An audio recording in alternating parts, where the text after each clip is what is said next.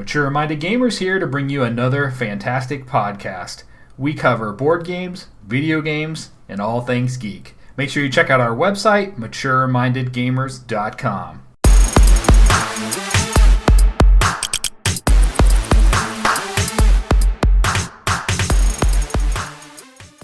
What's up, everyone? It's Eric from the Mature Minded Gamers, and today, me and my buddy Will are going to discuss some of the video games that we've been playing. Hey, everyone. Starting off, I got back into one of my favorite FPSs, Battlefield 5. Jumped in because they just released the Solomon Islands, including a remake of Wake Island, and also a jungle map, which gave me some pretty big vibes of the Battlefield Vietnam game that came out back in the early 2000s, which I love tremendously. So I hopped in, and man, I forgot how much I liked that game. Shooting felt great. The maps are fantastic. I still hate vehicles, but that's been a common theme for me in all the Battlefield games. But I had a ton of fun, and I love that Battlefield 5 has been releasing all this content for free and not charging you. I think they're really doing a great job with that. Man, I haven't played Battlefield 5 in a while. Yeah, I wish you would have jumped back in. Me and another one of the Mature Minded Gamers guys jumped in, and we had a good time. I think you would have really liked it. And it's one of those games you can pick up on the Origin monthly pass, and it's included in the basic standard $5 version. So for $5 a month, you get access to all the Battlefield 5 content. So it's a great deal.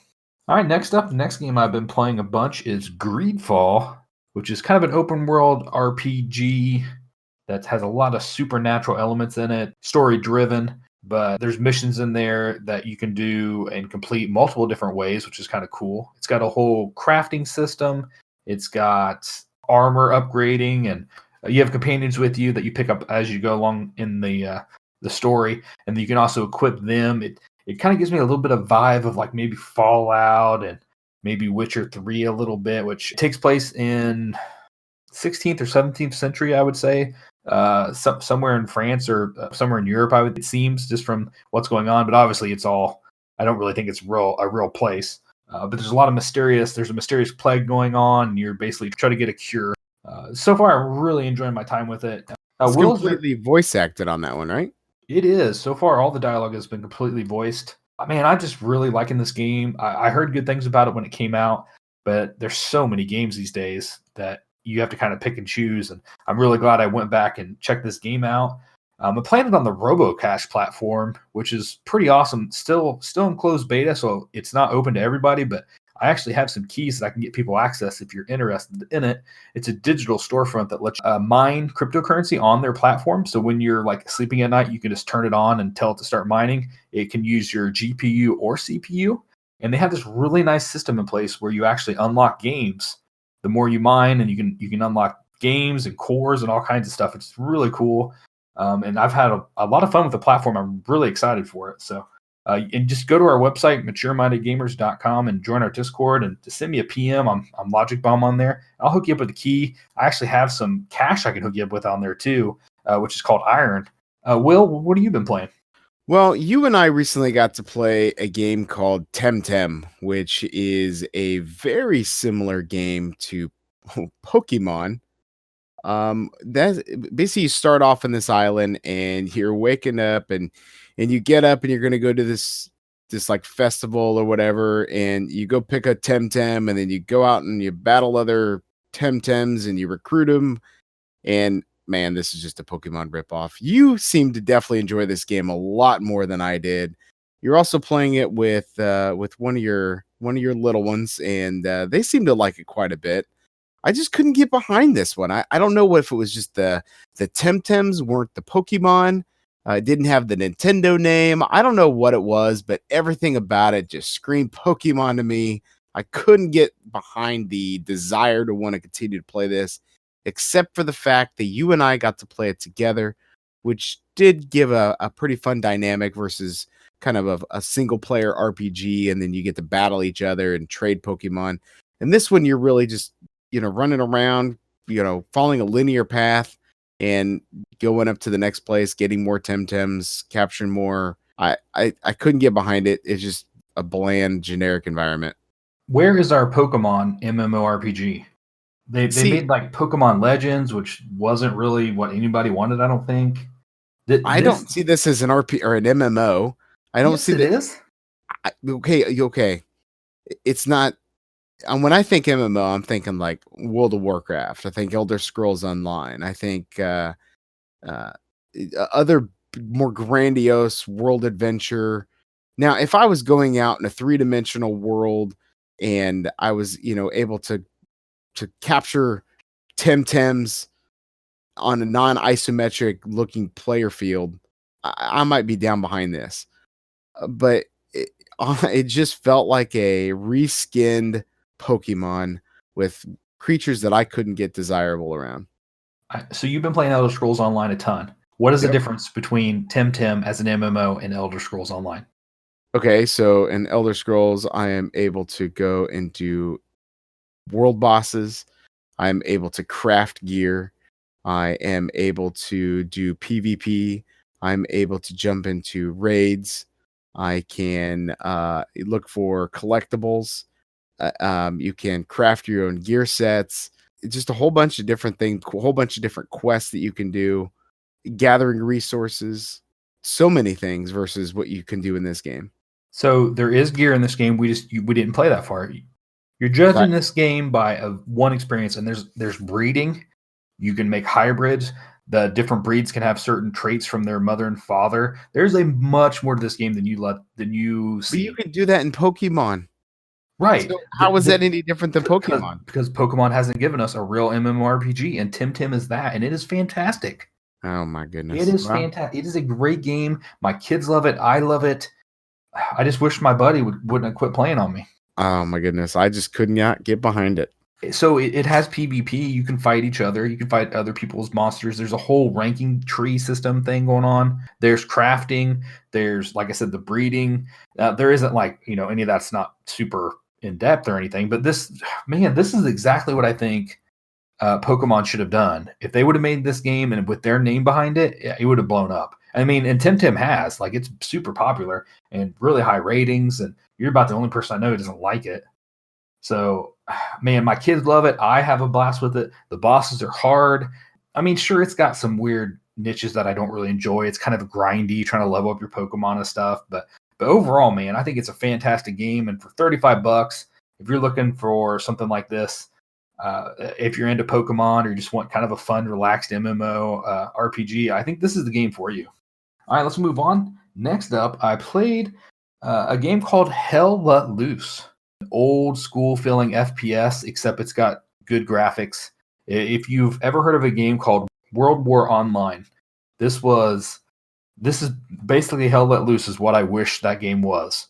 So it's very hardcore, very realistic shooter where you can capture points. There's commanders. You have all these different people assigned to these roles, and you can't once you put down your supply crate, if you're a supply guy, you can't get another supply crate. Or if you're the field general, you don't actually spawn. You just kind of direct people and tell them what to do and try to coordinate. And you can plant. You can drop supplies and stuff. If you're in the tank, it's a crew, and you have to drive this big tank, and it feels like a tank. It's not like an arcadey version, like almost like a Battlefield or a Call of Duty. If you're looking at an enemy, there's no indication that it's an enemy. So if nothing shows up, they're an enemy. You do get a blue highlight come up if it's one of your friendlies, but it's one of those games where it's hard to tell if you're shooting at a friendly or an enemy until you get right over them. And then you're still a little, at least for the first time you play, you're still a little uncertain of what you're targeting.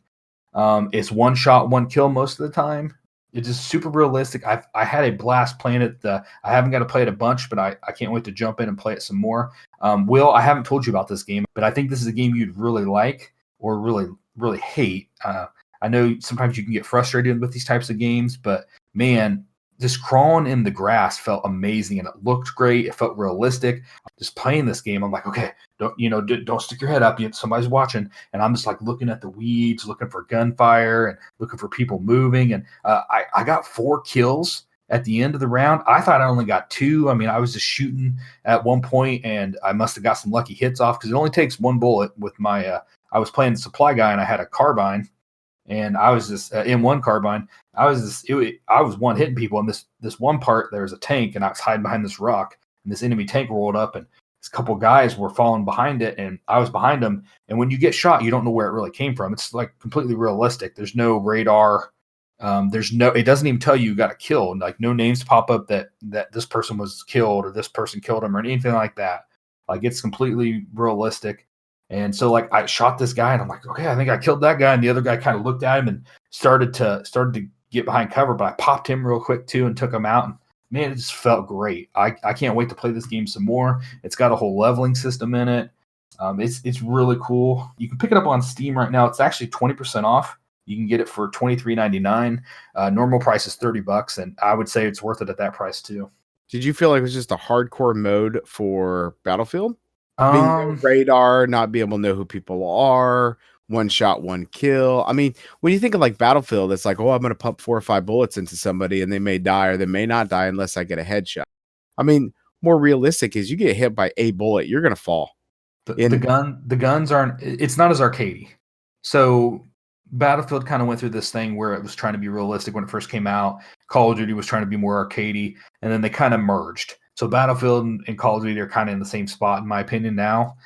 This game goes right back to the roots of realism, and it feels slower than those games, and it feels there's a longer respawn, and I'm sure that's based off server settings maybe, but I was playing on the official servers, and when you die, like it feels like you died, and now you have to wait for 40 seconds, I think it was this respawn timer.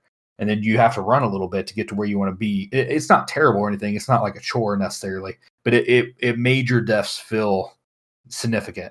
Not just like in Battlefield or Call of Duty where it's like, oh, I'm going to respawn and run right back there, you know? It's like, okay, well, I need to take a different approach because I didn't even see you killed me. I feel like I would just get frustrated at this. I've never really been great at first-person shooters, and I never claimed to be. When I play a game, man, I just want to chill and have fun and make some progress and do some stuff and hear the story and adventure. I don't know. I'd probably play it, but I don't know if this is the game for me. But I'm not a fast reaction gameplay person. I'm not. I don't know. I'm not as good at these kind of shooters as you are. I like to play them with you, but I'm just not as good as you are. So when you talk about you have 4 kills, I probably maybe have like 1 for like 20 deaths. It's not about fast reactions though, really. It can be frustrating, don't get me wrong. So there's no kind of spawn camping mechanism. Like our commander put our spawn point in a bad position. So we would spawn on it and just get killed instantly almost. And that was frustrating. I didn't feel like it was as twitchy as most shooters. It was more for the people who want to take their time and want to hide in the weeds because you're not going to get sighted. There's no way to like sight people and tell other friendly where they are. At least that I've seen. There may be a flare or something that I don't know about, but I don't even know how you'd see them because there's no kind of radar. I don't think there's anything like that in the game. Yeah, definitely check it out. All right. Next up, we're going to talk about a game that we played this week called Darksburg. You can pick this one up on Steam as well. It's 20% off for $17.99. Normal price is $20. Will, what did you think of Darksburg? Man, I thought this was a lot of fun. For me, it felt a lot like I was playing a MOBA style game where I was moving around a character and then I had certain actions that I could perform, but more of a cooperative adventure mode where I felt like, to me, gameplay wise, it was crossed between like that and Left 4 Dead? Yeah. And oh my gosh, it was different paths. Every time you played, it wasn't just the same level you were going through every single time, and it had different things. Different enemy bosses would come out at different points of the map and different objectives. And if somebody dies, you can maybe get to rescue them out of an outhouse or try to pick them up. When you play through it, you're going to get money. And then the next time you play through it, you can use that money to maybe get some better gear, some health potions. I had a lot of fun with this game. The graphics are beautiful.